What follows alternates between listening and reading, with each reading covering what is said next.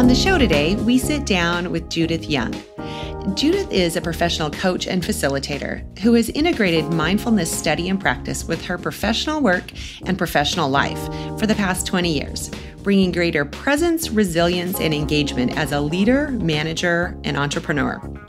Today, we're going to be talking with Judith about being centered at work, and I'm thrilled to have her on the show and talk about this topic. This is The Career Cue, the podcast focused on helping you navigate the signals in your career to keep you growing and moving forward in business and in life. Here's today's host, Danna Redmond. Welcome, Judith. Hi, thank you. I'm so excited to talk more about this concept of being centered at work and this mindfulness. Can you start out and just tell me a little bit, what does mindfulness really mean? There's different definitions of mindfulness that are really popularized, right? There's John Kabat-Zinn, sort of a grandfather of mindfulness in the secular world in the U.S., and he founded mindfulness-based stress reduction programs and clinics, for instance, and he offers a really great definition of mindfulness that is paying attention in the present moment on purpose while letting go of judgments.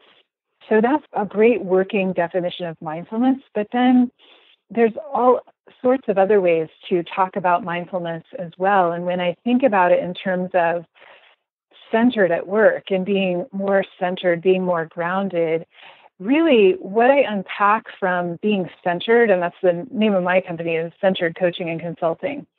And however, it's not just about sort of going in and, kind of getting this very self-centric point of view at all. It's really about unpacking engagement out of that and dynamism and really being grounded and centered within ourselves, and being in the present moment really brings our creativity alive. It really brings the present moment alive. That's all we really have. A lot of times people think about mindfulness and practices like meditation that often go along with mindfulness, and they think, oh, that might sound kind of boring or uneventful. And actually, it actually brings the event much more online and alive and enriches our engagement and our presence to really be there fully. And it is a more dynamic state to be in. So I want to make sure that's part of what I talk about when I talk about what is mindfulness. It's presence, it's engagement, it's attention, it's focus, it's aliveness. And another working definition that I really like of mindfulness is this combination or trifecta of intention, attention, and attitude. And so the intention is to be present, and the attention is what's happening right now. And the attitude is one of curiosity and acceptance and patience. Those three, curiosity, acceptance, and patience, would be the attitude that really facilitates mindful awareness or presence. That's so interesting. So, I loved the definition, your initial definition about the piece that really spoke to me was that letting go of judgment piece of it, right? And that it is sort of this dynamic state. It's not a passive state. It's not something where you're just sort of letting it happen. It takes some intention. It takes your effort, right, to be in that dynamic state.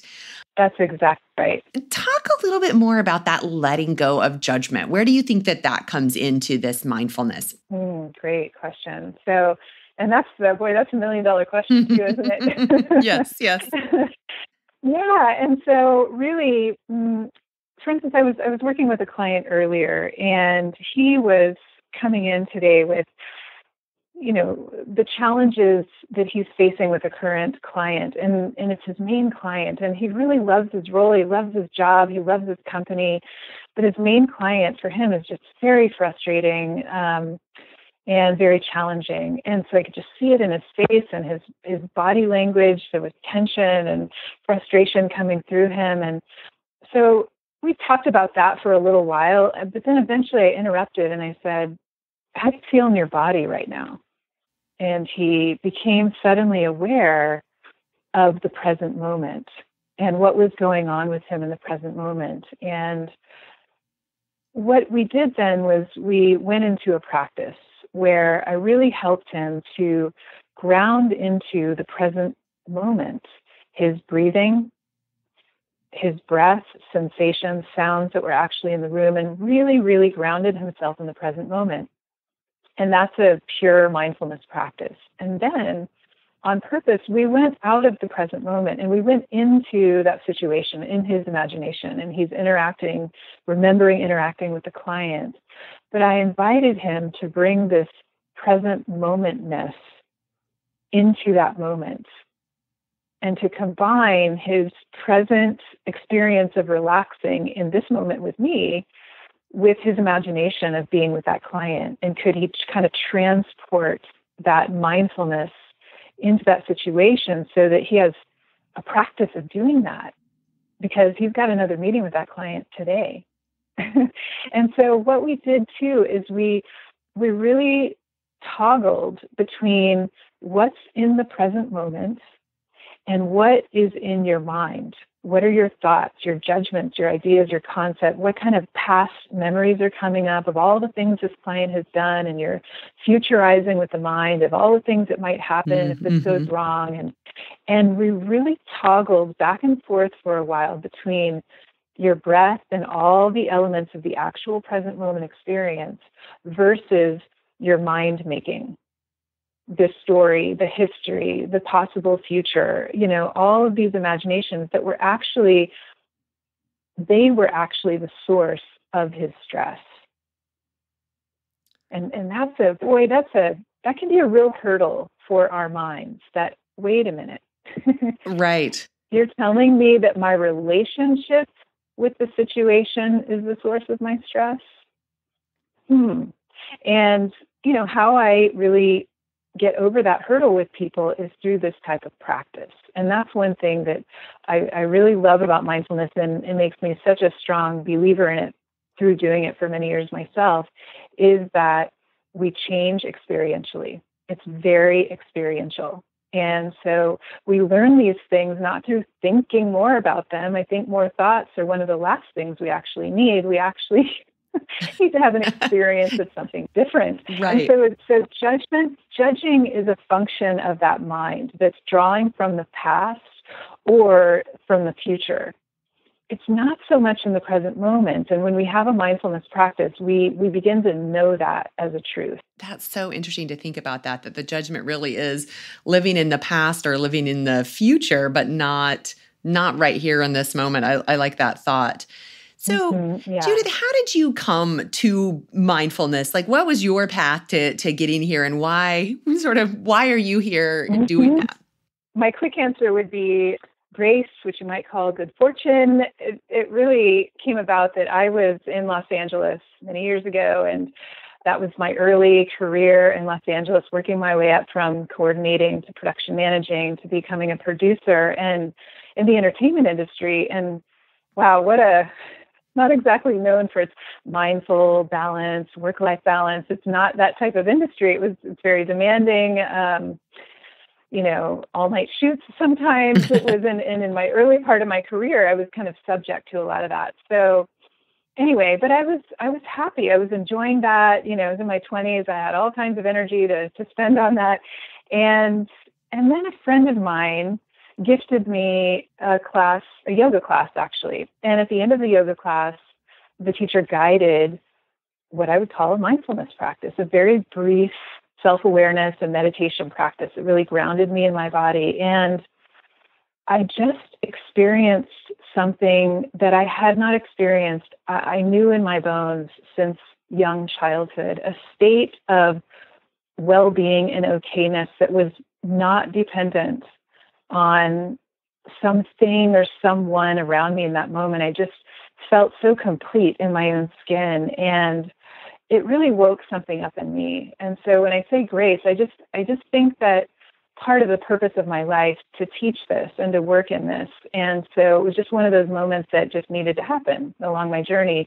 And it did. And it really woke something up inside of me, a deep inner knowing of how important mindfulness is. That's a great story, right? And I love that you think about it as this grace, that somebody gifted you this class. And so that's a lot of chance or opportunity or something, kismet, something playing a hand there, right? To make that come together. Yeah. That's great. Absolutely. Absolutely. Yeah. I'll say with that, at that point, I really began to integrate mindfulness as a practice in my life. And I stayed in that intense entertainment industry work lifestyle for several more years.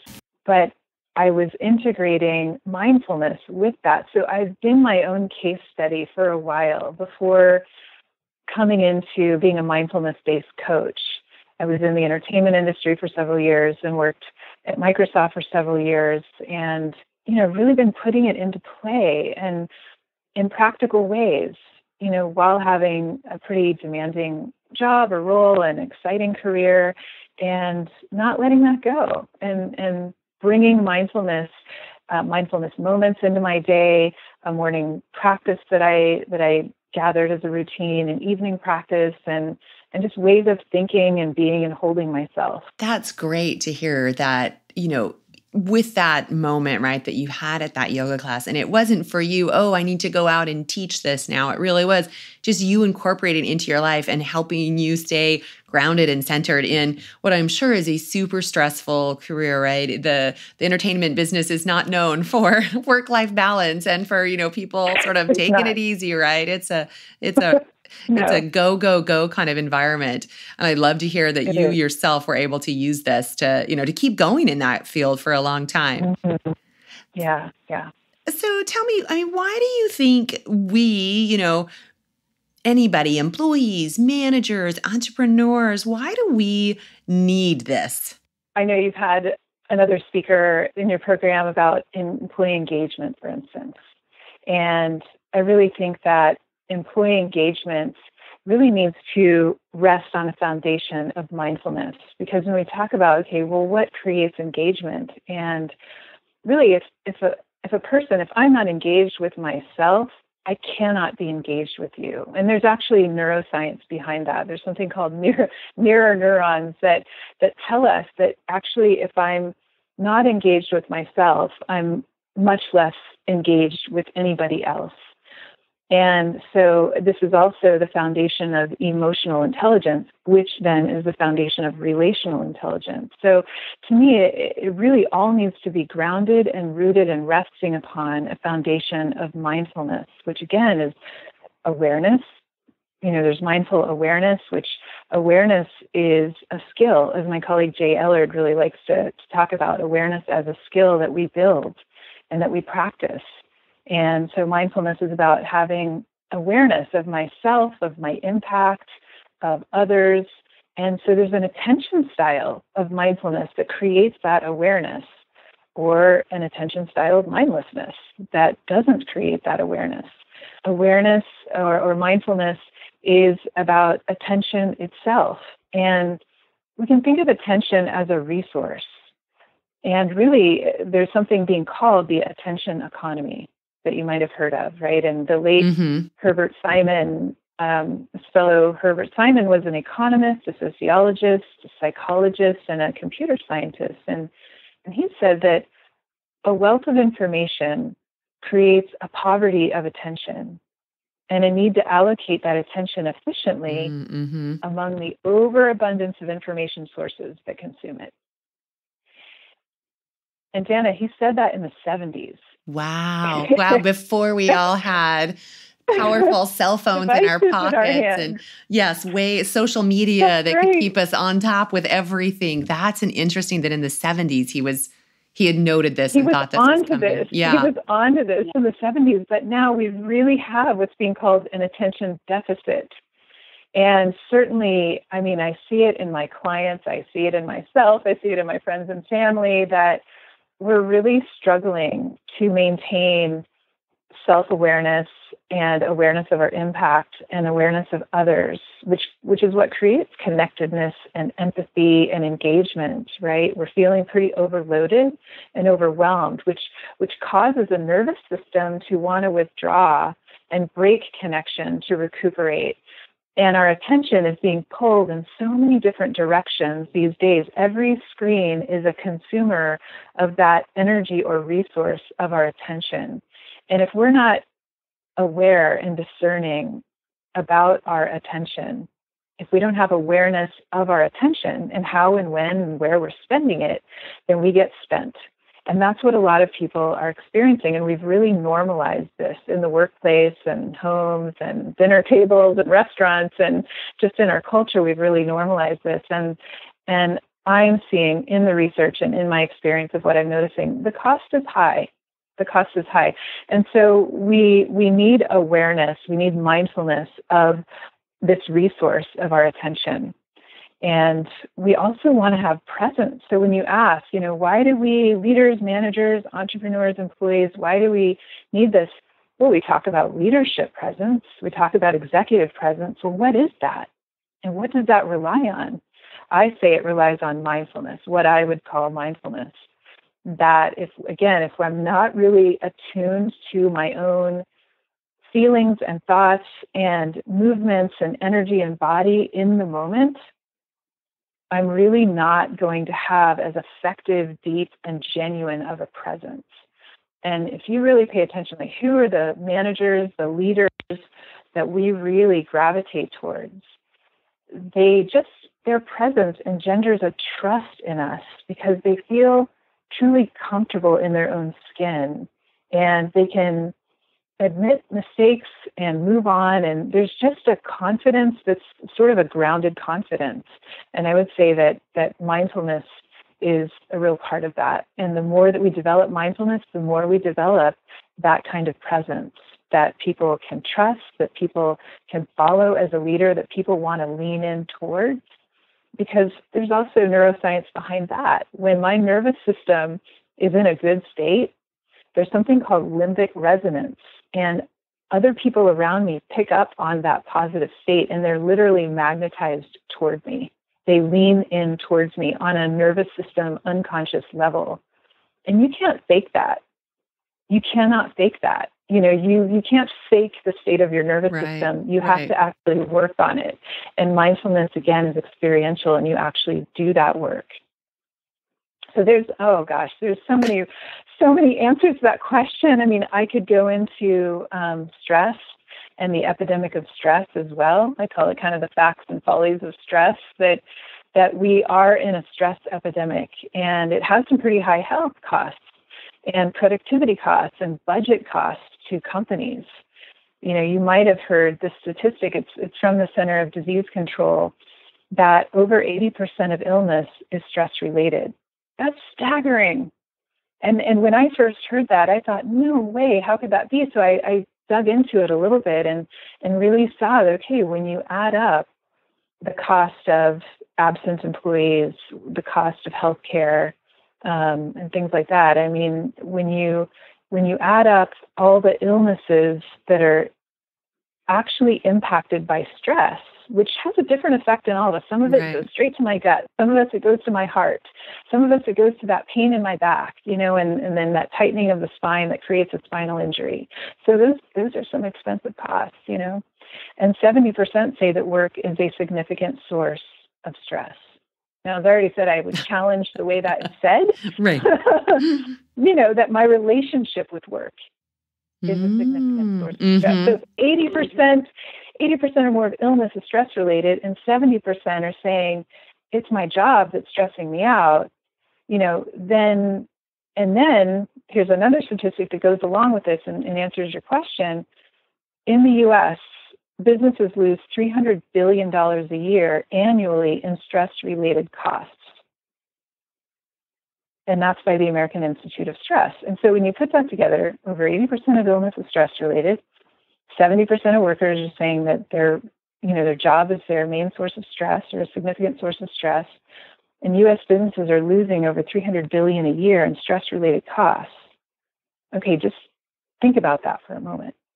That's part of why leaders, managers, entrepreneurs, business owners, and employees, we need mindfulness, because mindfulness really is a way to get in and counteract these numbers. And I'll talk a little bit more about why that is, but I want to give you an opportunity now. Yeah. No, this has been, those are incredible statistics, right, to think about. I think that, that 70% of people saying that their job is a stressor for them, as an individual, I'm sure many people can say, yep, been there. been there and understand that, right? Whether it's working on a stressful project, whether it's a relationship with somebody at work or a customer or your boss, or, your team's got to meet a deadline. I mean, I know I've personally lived through that, and I'm sure that probably everybody can say that. So, so I guess then, really my question is sort of as an individual, where do you go from here with that? So knowing that, as you've said, that it's really the relationship with work is the way you would define the stress versus the job itself. Where does somebody go from there with that sort of one little nugget of idea? Where do they go to try to change that? Right. That's the place to start, right? So you're saying, okay, Judith, you brought us way down. Now bring us up. Exactly. That's what I do. Yes. When I present this, I warn people usually, okay, I'm going to bring us way down with all these statistics, but then I'm going to bring us back up in a real way with the hope and the promise that mindfulness, especially mindfulness practice, really proves out, because it has so many positive impacts, like clearer thinking, creative problem solving, greater creativity, emotional regulation, productivity and presence increases, focus and concentration, our sleep quality improves, our anxiety goes down, therefore reactivity goes down, so many benefits, and all those, negative health costs related to stress, well, those begin to dissipate. And so where do we begin, as you're asking? And it really begins kind of where I was working, for instance, with my client this morning. And like I said, he's coming in, I can see it, in his body and his face. He's so frustrated and just tired of the way this relationship with a client is going. And we begin in practice of, okay, let's have the experience here and now in a session or one with himself where it's safe and it's easy. Let's practice relaxing and breathing fully anyway, even though you still have that meeting with that client later this afternoon. And that's part of where you're going next from here, from my session. Let's relax and practice breathing anyway. And let's even imagine being in that situation and see yourself relaxing and doing this practice. What's the quality of your presence? What happens? And I asked him that when we came out of the practice. I asked him, what happened? And he said, I was able to listen better. And that was all, yes, in his imagination. But because he could imagine it and practice it, he can go do it. I said this to him. If he hadn't been able to imagine it, then we would need to do a different type of work. Then that means, wow, he's bought hook, line, and sinker into the stress. But he was able to imagine and practice it with me as a preparation, as a practice to now go engage with that client in a very different way than he ever has. And so really where we go from here, from these kind of awful numbers and measurements and health issues and all of that, is that we pick up some simple mindfulness practices. And we work with them. We try them out. We try them out until we find something that works, whether working with a guided practice, a meditation app on your phone, a mindfulness-based coach, whatever it is that people can find that works with them, but we need to start doing something differently. That's where we begin. Great. Well, let's take a break, Judith. And then when we come back, I want to continue on this topic really about how can somebody go about becoming mindful, and then really how do they sort of stay that course, right? So let's take a break and we'll be right back. Thanks for listening. Be sure to check out the show notes at thecareerq.com, where you can also subscribe to the podcast and sign up for our newsletter. Welcome back. We're talking with Judith Young today about being centered at work and having a practice of mindfulness. So, Judith, before the break, we had started talking about, where can somebody go from here? So I'd love to continue on that path with you. How does somebody start at this? If they think, yes, mindfulness is I understand the science, I understand the benefits of it, and I want to try, how can just, somebody listening, what would be their first step there? Like I said before, the first step is to really try something out. And so with that, I'd actually like to invite us all to try something out right now. And, of course, if you're driving, then you're not going to quite do this practice in the same way. But if you're in the right place and environment, to either close your eyes or look down at a spot on the floor in front of you. That's if you close your eyes and it's kind of a tornado of distractions, then just leave your eyes gently open and looking down at a spot in front of you. And I just want you to become aware of your face and the feeling of your face, and see if you can bring some relaxation throughout your face and just let go of those micro tensions in the face and also then the back of the neck and the shoulders.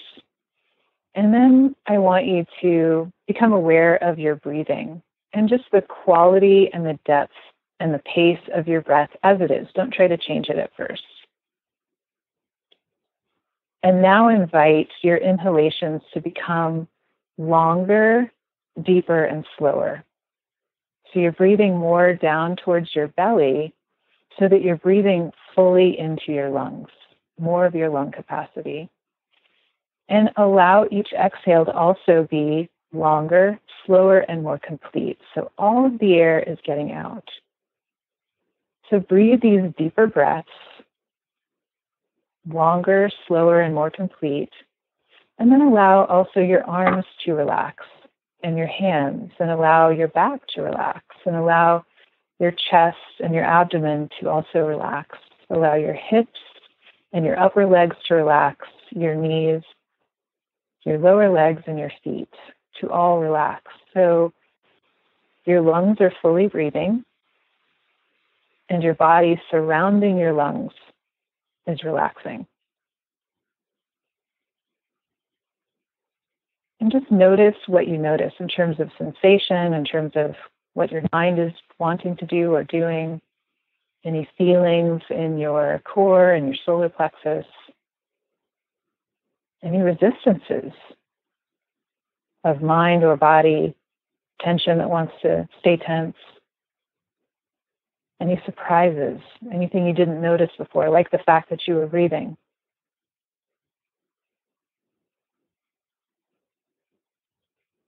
And now we'll end that practice and come out of that. So that's a really brief guided practice. It's just a beginning of opening us up to more subtle self-awareness. And that's where I begin with a client who doesn't really engage in any kind of practice at all, is just being aware of our sensations, our body, and proactively bringing relaxation. Because inside of body tension is mental and emotional tension.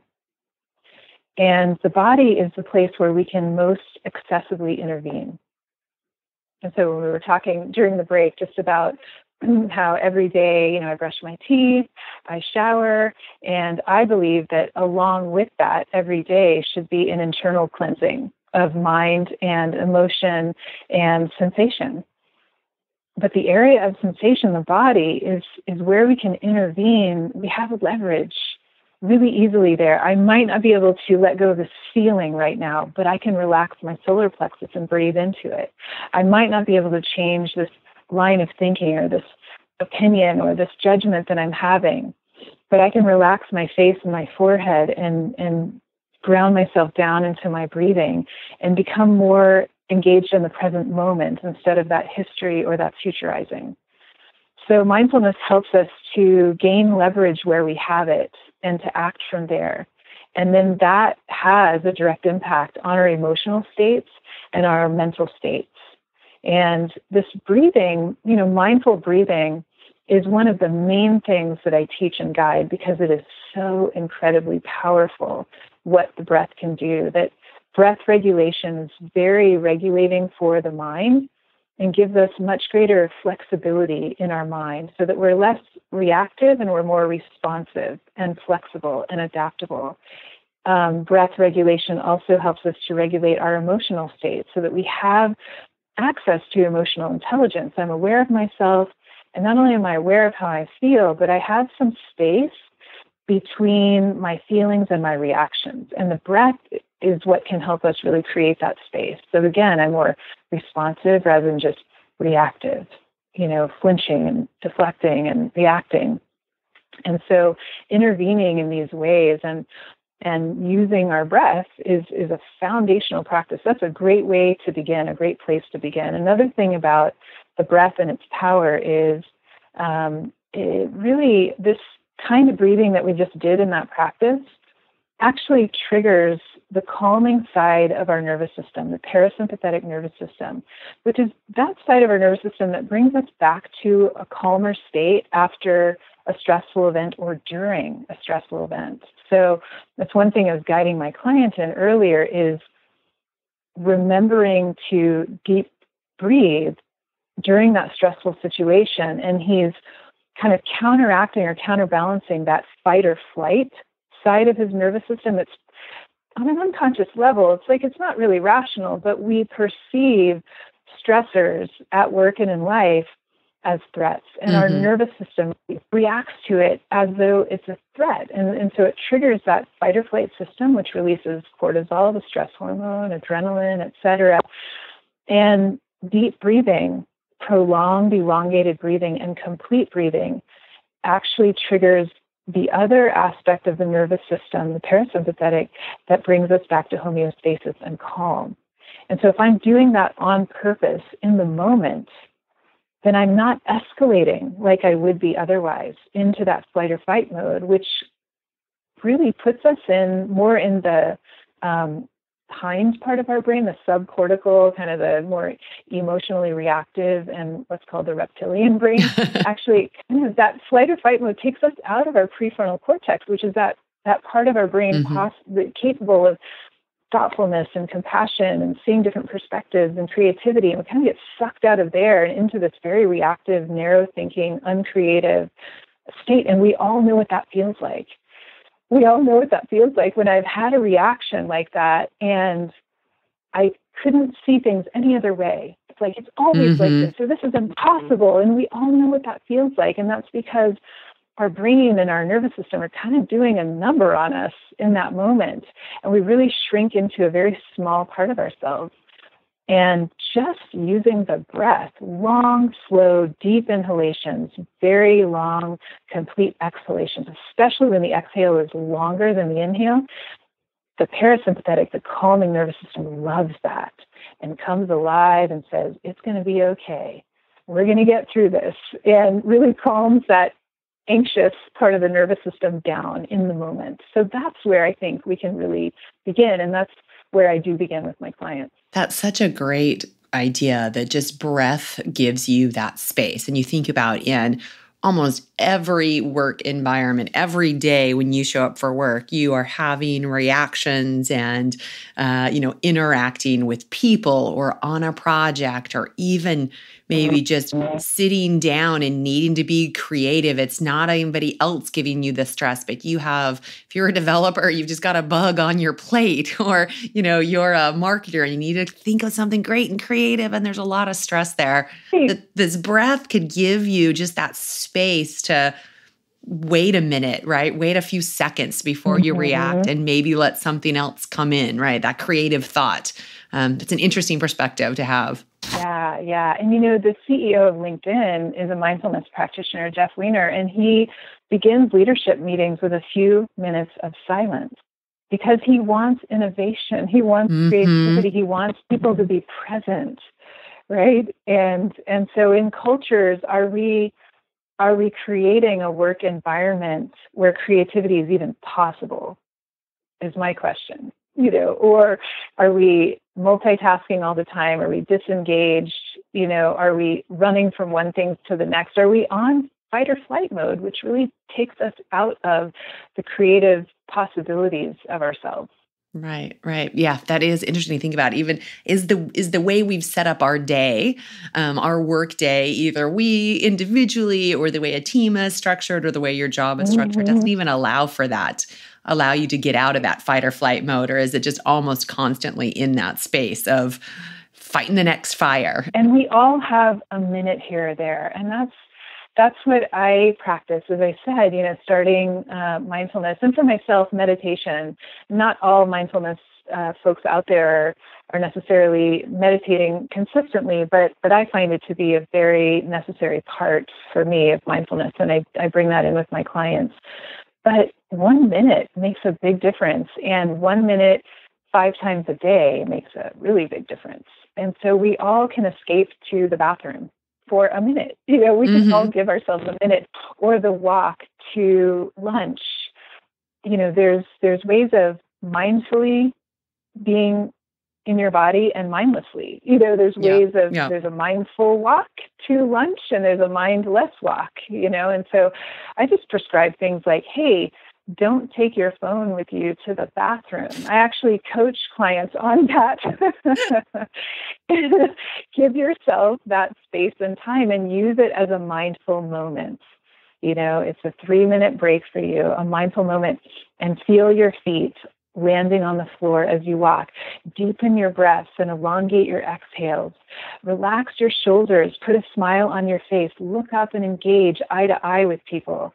Use it as a mindfulness time break for your day, and also an engagement with yourself and with others. We all have those moments. We do. It's not a matter of, nobody doesn't have time to do this. Right. You can just almost steal those minutes away of when you would be mindless, if you will. I love that. The walk to lunch, or the going to the bathroom, right? Just figuring, like, hey, there's my mindfulness moment right there.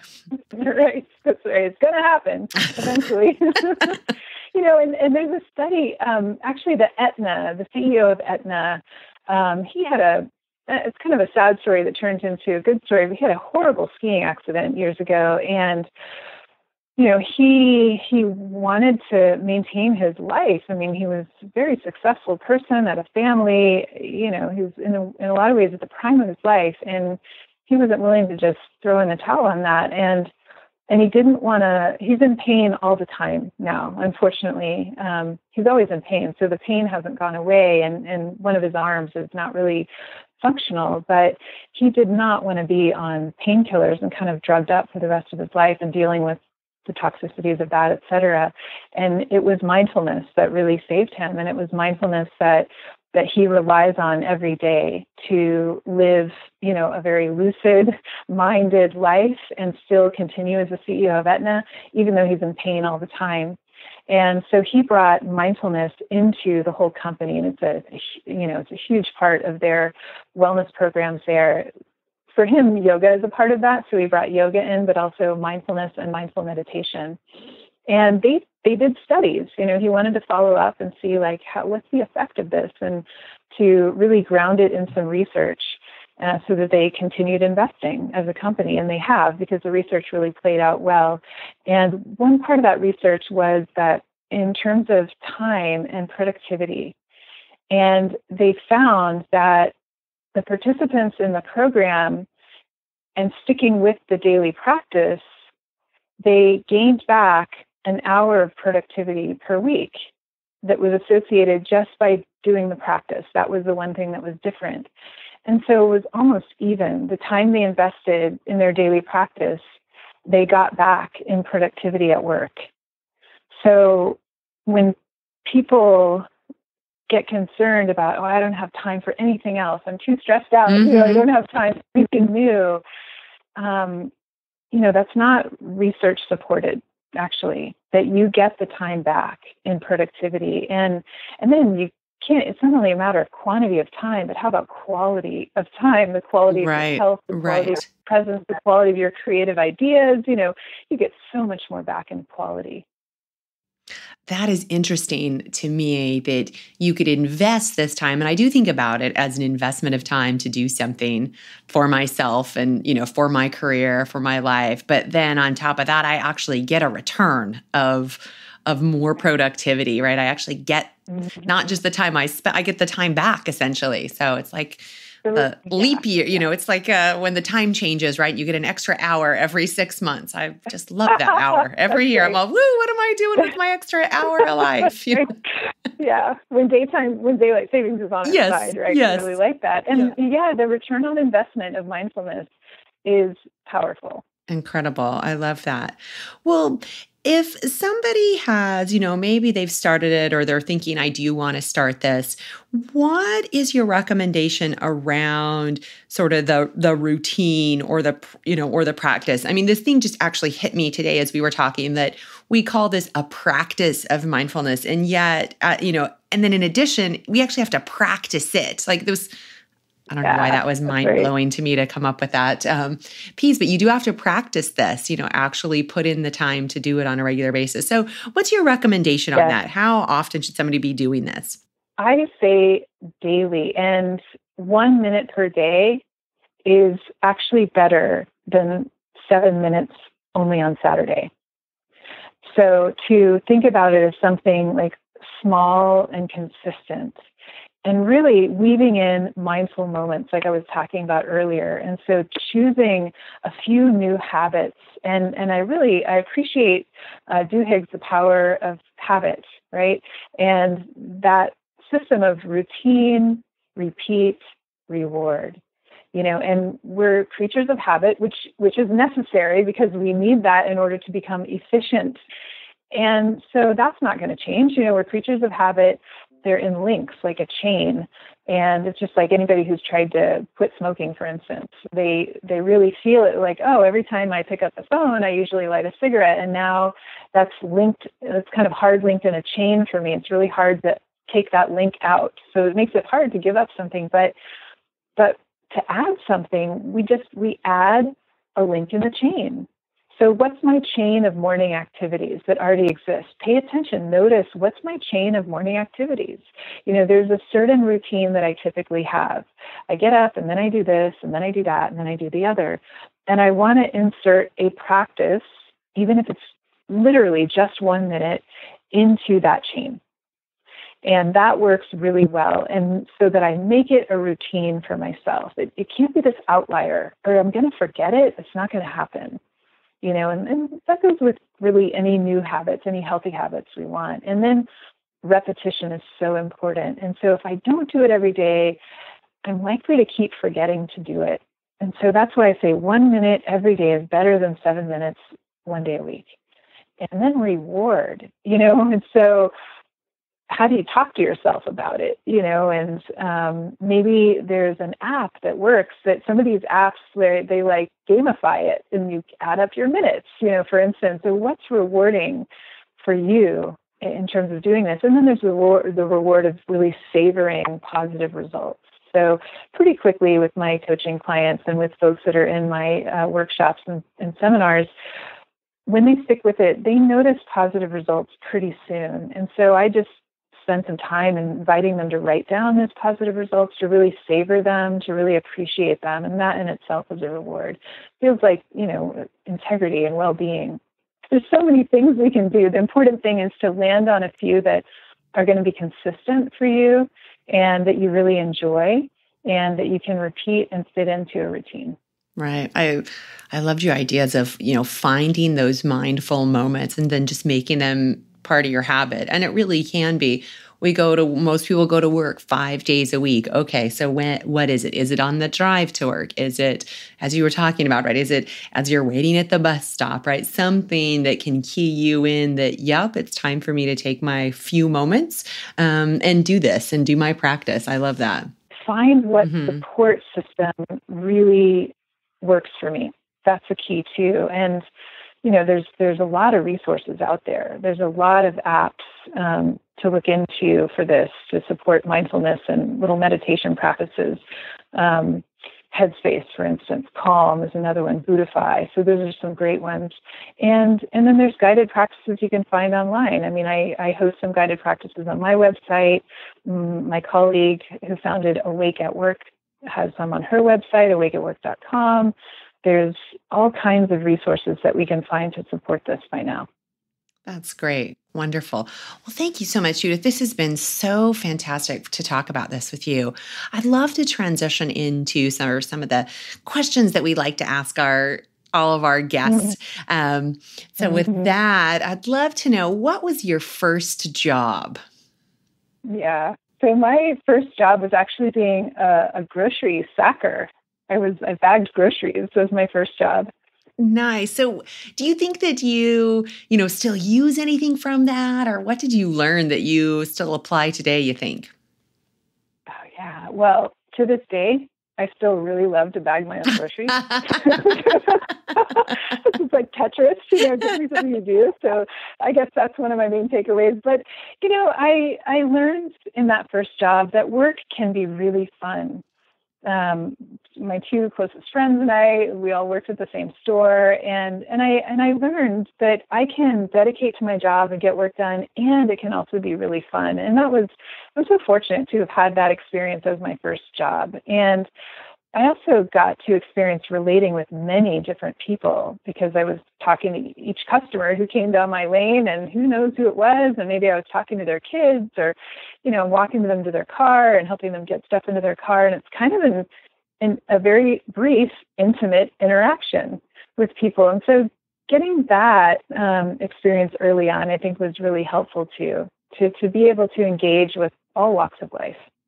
Yeah, I love that, that your early job of learning work can be fun, and you can make it be fun. Most people might not say, standing at the end of the line, putting different cans and, meat and bread in a bag is not fun, but you can make it fun, right? And then I had a great time. Yeah. Good. And then you've got that interaction with all different types of people, and sort of savoring each one of those for what they're worth, right? For that value that they can bring to you. I love that.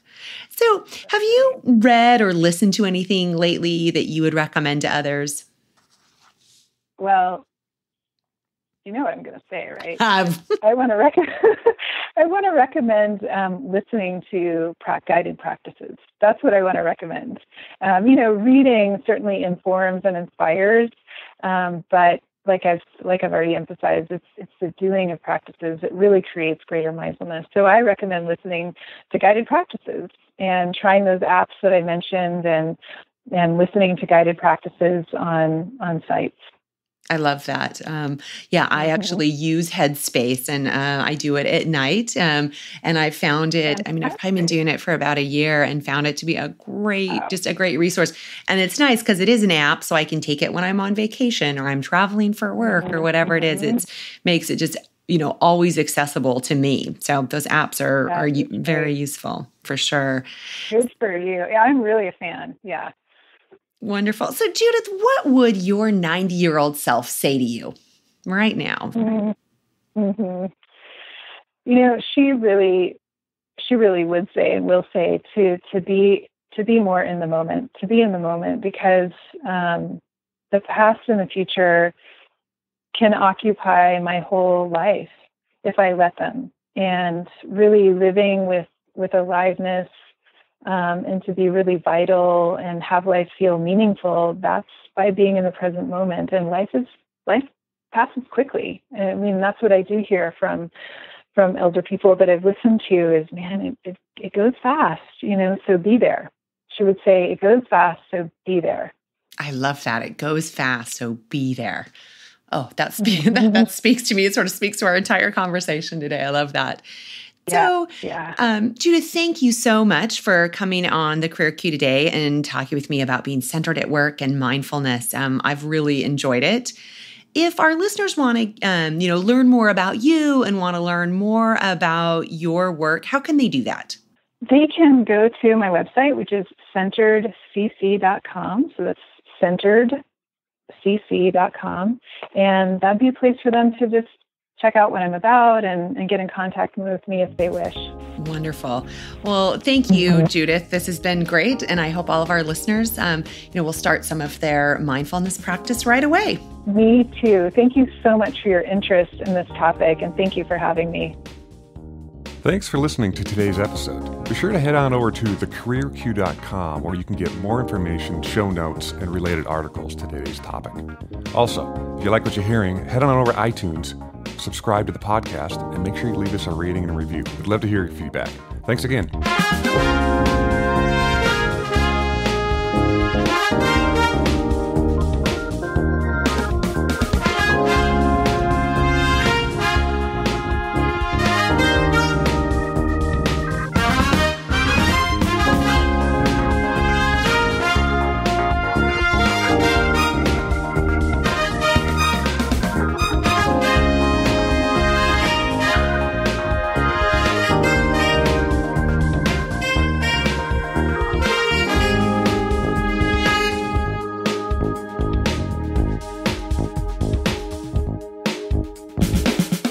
The Career Q podcast is produced by Lens Group Media and recorded at Mohair Studios in Seattle's Queen Anne neighborhood.